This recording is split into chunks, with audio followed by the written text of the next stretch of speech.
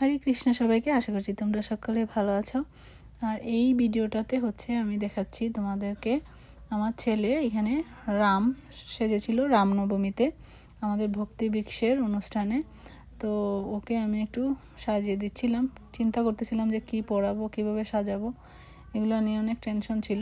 তো যাই হোক, এভাবে একটু সাজাচ্ছি। আমি প্রথমে একটু ফেসটা একটু মেকআপ টেকআপ করে দিচ্ছি যাতে একটু ভালো দেখায়। তো ওকে সুন্দর করে একটু সাজিয়ে দিচ্ছি মেয়েদের মতো, যেহেতু রাম ছিলেন অনেক সুন্দর, তাই সেজন্য ওকে একটু সাজিয়ে দিচ্ছি।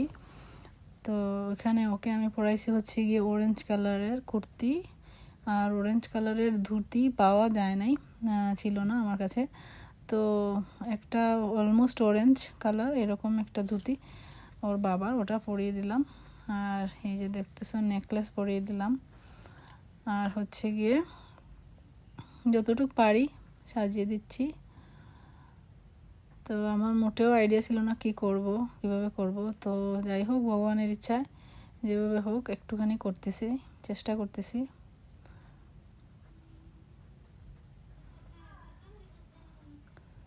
একটু মেকআপ করে দিচ্ছি। ও সাজতে চায় না, কিন্তু তাও আমি বললাম যে সাজলে একটু ভালো লাগবে, যেহেতু তুমি অ্যাক্টিং করবে তো একটু সাজলে ভালো লাগবে। আর আমার থেকেও লম্বা হয়ে গেছে আমার ছেলে, ওকে আমার উকি দিয়ে সাজাতে হচ্ছে। তো চোখের মধ্যে একটু আইলাইনারও দিয়ে দিচ্ছি, বলতেছিলাম হ্যাঁ আইলাইনার একটু দাও। আর কাজল দিতে চাচ্ছিলাম, কাজল আর দিল না চোখে। তো একটু করে আইলাইনারটা দিয়ে দিই।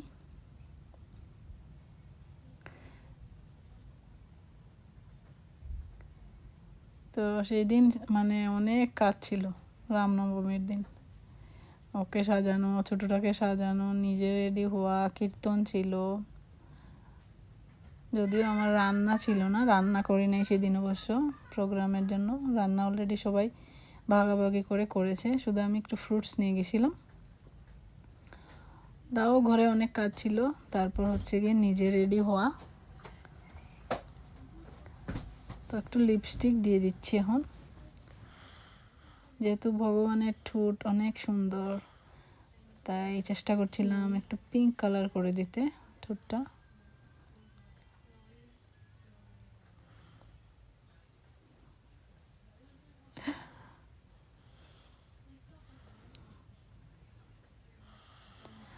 তারপর গিয়ে এখন আমি ওকে তিলক লাগিয়ে দেব। তারপরে সবচেয়ে কঠিন যেটা ছিল আমার কাছে, সেটা ছিল চুলটা রেডি করা। কারণ এরকম চুল তো রামের ছিল না, ও যেভাবে রাখছে এখন। তো রামের মতো করতে চেষ্টা করলাম একটু, পরে দেখবে তোমরা। এখন আমি ওকে একটু আগে তিলকটা করে দিই।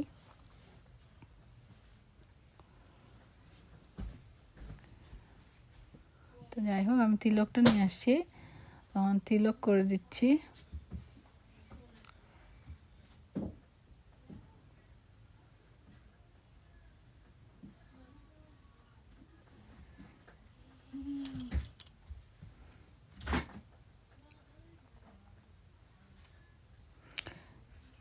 তো তিলক করে দিলেই মোটামুটি আমার ফেসটা রেডি। আর পোশাকটা তো পরিয়েই দিয়েছি, আর বাকি রইল হেয়ারটা। তো হেয়ারটা ঠিক করতে চাচ্ছি এখন।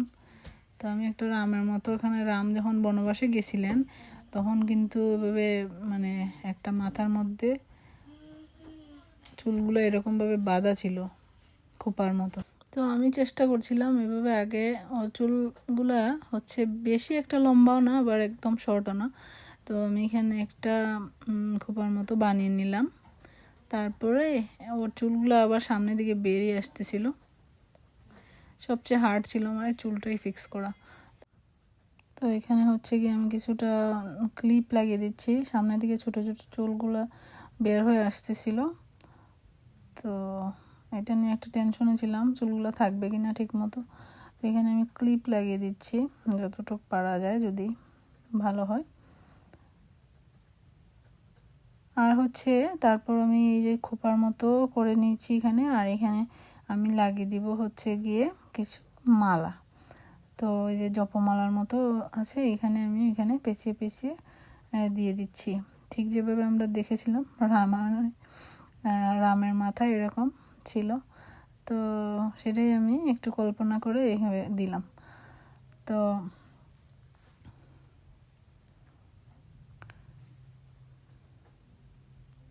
যতটুকু পারা যায় চেষ্টা করো, এই আর কি। একদম তো আমরা আর পারবো না, প্রফেশনাল, তো যতটুকু পারলাম ততটুকুই। তো এভাবেই ও রামের অ্যাক্টিং করেছিল ভক্তি বিক্সের অনুষ্ঠানে রামনবমীর দিন।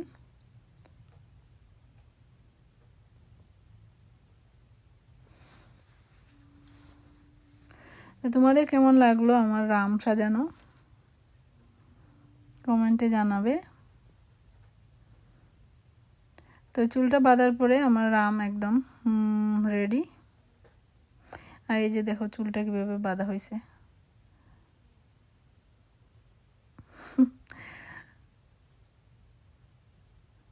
তো লজ্জা পাচ্ছিল।